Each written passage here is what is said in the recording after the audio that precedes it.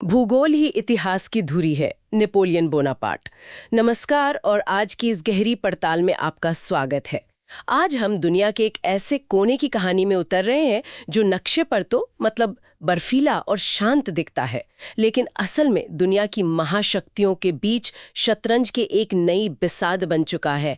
हम बात कर रहे हैं ग्रीनलैंड की। बिल्कुल, एक ऐसी जगह जो दिखने में जितनी ठंडी है उसकी भू राजनीति उतनी ही गर्म होती जा रही है। हमारे पास जो स्रोत हैं वो हमें ग्रीनलैंड पर हुए अमेरिका डेनमार्क रक्षा समझौते की तह तक ले जाते हैं, और ये कोई मामूली डील नहीं है। इसकी कहानी शुरू होती है शीत युद्ध से और आज आर्कटिक में एक नए ग्रेट गेम का केंद्र बन गई है, जहां रूस और चीन जैसे बड़े खिलाड़ी अपने मोहरे बिछा रहे हैं। तो चलिए इसे खोलते हैं। ये समझौता आखिर है क्या और क्यों 70 साल पुराना ये एग्रीमेंट आज इतना प्रासंगिक हो गया है? हाँ, और यूपीएससी के उम्मीदवारों के लिए ये अंतर्राष्ट्रीय संबंध और सामरिक भूगोल का एक बेहतरीन केस स्टडी है। तो कहानी की शुरुआत से शुरू करते हैं। 1951 शीत युद्ध का दौर। ये समझौता आखिर हुआ क्यों? इसका मकसद क्या था? देखिए, इसका मुख्य उद्देश्य था नाटो सहयोगियों को सोवियत संघ के खतरे से बचाना। ये एक कह सकते हैं शुद्ध शीत युद्ध की चाल थी। मतलब उस समय दुनिया दो खेमों में बटी हुई थी। बिल्कुल। अमेरिका को यह डर था कि सोवियत बॉम्बर्स उत्तरी ध्रुव यानी नॉर्थ पोल के ऊपर से उड़कर सीधा अमेरिका पर हमला कर सकते हैं, और ग्रीनलैंड भौगोलिक रूप से बिल्कुल सही जगह पर था, एक विशाल एयरक्राफ्ट कैरियर की तरह। अच्छा, तो ये वो जीआईयू के गैप वाली स्ट्रेटेजी का हिस्सा था, मतलब ग्रीनलैंड, आइसलैंड, यूके, वो पूरी लाइन। एग्जैक्टली, आपने बिल्कुल सही पॉइंट पकड़ा। ये जीआईयू के गैप को कंट्रोल करने की रणनीति थी, एक तरह की समुद्री दीवार जिससे सोवियत पनडुब्बियों को अटलांटिक महासागर में घुसने से रोका जा सके। तो 1951 में एक सीधी साधी मिलिट्री डील हुई। हाँ, डेनमार्क ने अमेरिका को ग्रीनलैंड में मिलिट्री बेस बनाने की इजाजत दी और बदले में अमेरिका ने डेनमार्क को नेटो के तहत सुरक्षा का भरोसा दिया।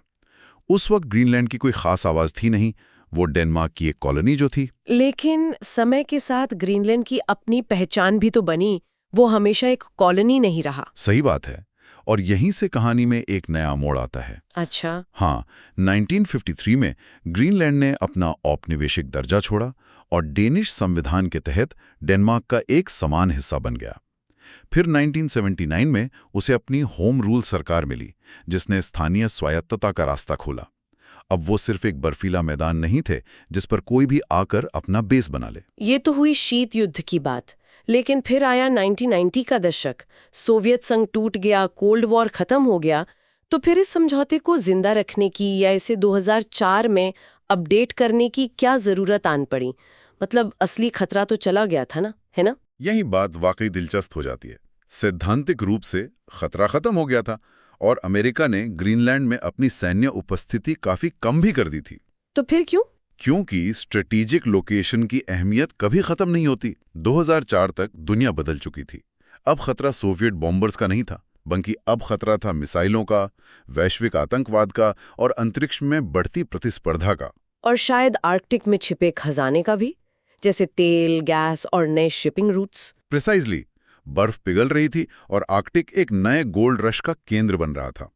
अमेरिका को पता था कि अगर उसने ये रणनीतिक चौकी छोड़ दी तो कोई और आकर बैठ जाएगा, शायद रूस या चीन। तो ये सिर्फ एक ब्यूरोक्रेटिक अपडेट नहीं था? नहीं, ये एक बड़ा रणनीतिक बदलाव था। अमेरिका दुनिया को यह संकेत दे रहा था कि शीत युद्ध खत्म होने के बावजूद वो आर्कटिक छोड़कर कहीं नहीं जा रहा। और इस बार टेबल पर सिर्फ अमेरिका और डेनमार्क नहीं थे। नहीं, इस बार ग्रीनलैंड एक प्रमुख खिलाड़ी था। 2004 के नए समझौते पर 3 लोगों ने हस्ताक्षर किए: अमेरिकी विदेश मंत्री कॉलिन पॉवेल, डेनिश विदेश मंत्री पर स्टिग मॉलर और ग्रीनलैंड होम रूल के चेयरमैन जोसेफ मॉड्सफेल्ट। ये तो बहुत बड़ा सांकेतिक कदम था। बिल्कुल, इसने आधिकारिक तौर पर माना कि ग्रीनलैंड अब सिर्फ एक लोकेशन नहीं बल्कि एक भागीदार है जिसके अपने हित हैं, अपनी आवाज है। तो जमीन पर क्या बदला? 2004 के इस नए समझौते में सबसे बड़े बदलाव क्या थे? नहीं, ये बहुत बड़ा और जमीनी बदलाव था। सबसे पहला और बड़ा बदलाव था कंसोलिडेशन, मतलब एकीकरण। शीत युद्ध के समय अमेरिका के कई ठिकाने पूरे ग्रीनलैंड में फैले हुए थे। 2004 के समझौते ने कहा अब यह सब बंद होगा। एक मिनट, इसका मतलब शीत युद्ध के दौरान अमेरिका के कई ठिकाने थे और इन्हें बंद करने से अमेरिका की क्षमता कम नहीं हुई? हाँ, कई रडार स्टेशन और छोटे बेस थे। क्षमता कम नहीं हुई बल्कि और कुशल हो गई। टेक्नोलॉजी बदल चुकी थी। अब एक ही बेस से सैटेलाइट्स और एडवांस्ड रडार की मदद से वो काम किया जा सकता था जिसके लिए पहले दर्जनों स्टेशन लगते थे। और वो एक बेस था थ्यूल एयर बेस। हाँ, जिसे अब पिटुफिक स्पेस बेस के नाम से जाना जाता है।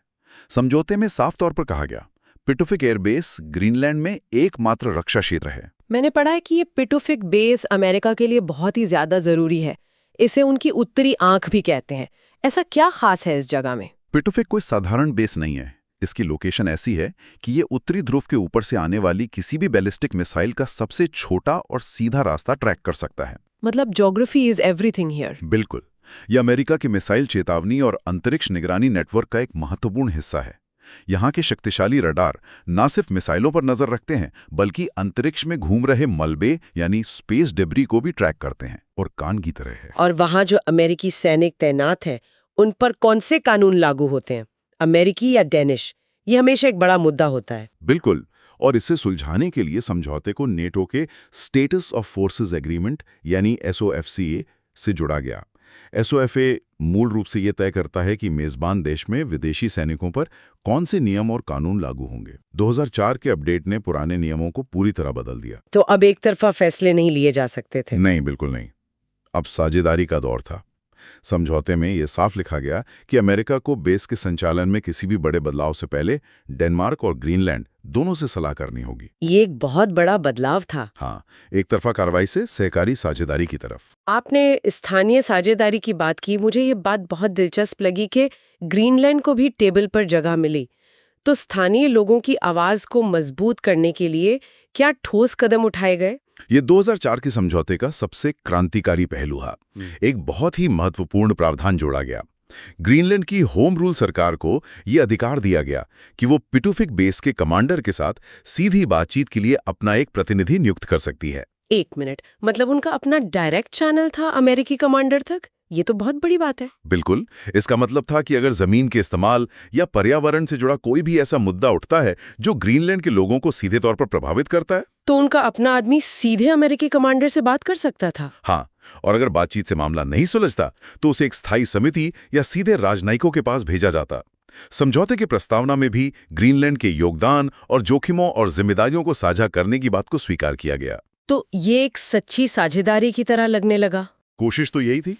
ऐसा लग रहा है कि ये समझौता सिर्फ सैन्य हार्डवेयर के बारे में नहीं था। एग्जैक्टली। इसके और भी आयाम थे। एग्जैक्टली। मुख्य समझौते के साथ 2 अतिरिक्त घोषणाएं भी थीं। ये कानूनी रूप से बाध्यकारी तो नहीं है, लेकिन बड़ी तस्वीर को समझने के लिए बहुत जरूरी हैं। अच्छा। कौन सी? पहली थी आर्थिक और तकनीकी सहयोग पर संयुक्त घोषणा। इसका मकसद था सैन्य बेस से परे जाकर रिश्ते बनाना।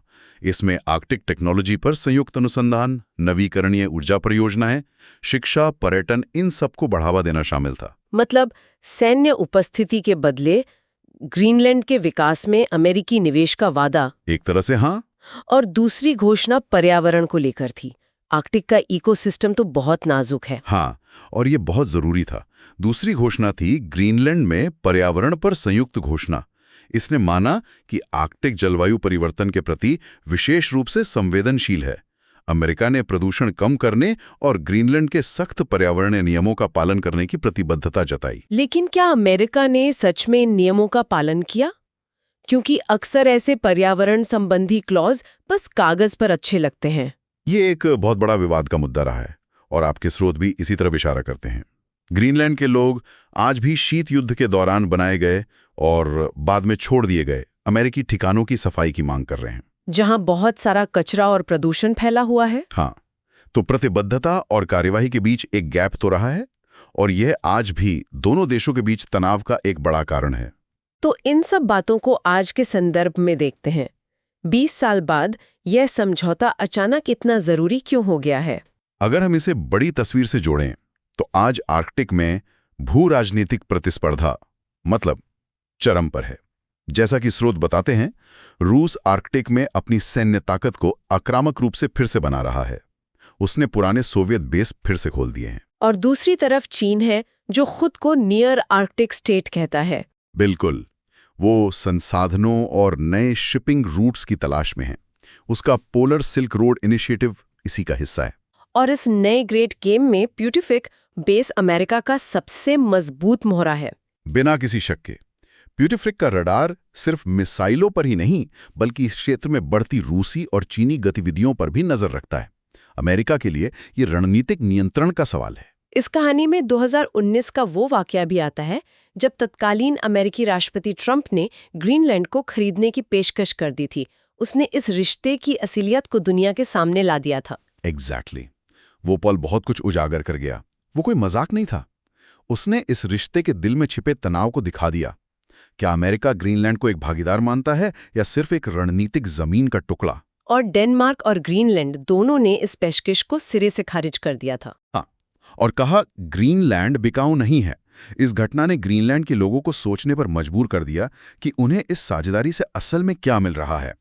वो अब सिर्फ सुरक्षा नहीं बल्कि आर्थिक लाभों में एक बड़ी हिस्सेदारी चाहते हैं। तो हमने देखा कि कैसे ये रक्षा समझौता शीत युद्ध की एक निशानी से विकसित होकर एक आधुनिक बहुआयामी व्यवस्था बन गया है, जो रक्षा, स्थानीय शासन, आर्थिक और पर्यावरणीय चिंताओं के बीच संतुलन बनाने की कोशिश करता है। बिल्कुल।